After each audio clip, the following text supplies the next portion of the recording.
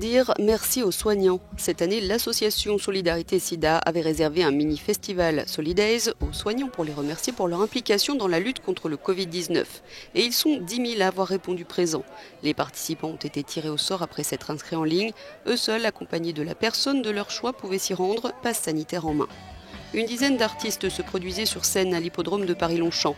De M à Yael Naïm et David Donatien en passant par Youssoufa et Amadou et Mariam, le temps d'une journée, ils ont pu relâcher la pression.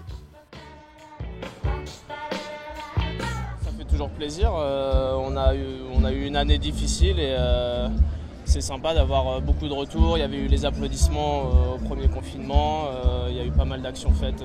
On avait des passe-droits en course, etc. Et puis là, cette édition du Solidays, c'est sympa, quoi.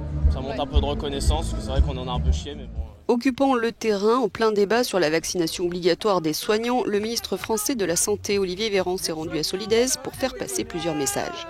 J'ai bien bossé dans les hôpitaux parisiens, je suis très content de vous voir, monsieur le ministre.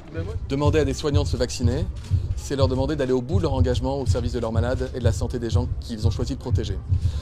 Encore une fois, la vaccination obligatoire, quand on est soignant, ce ne sera pas une nouveauté.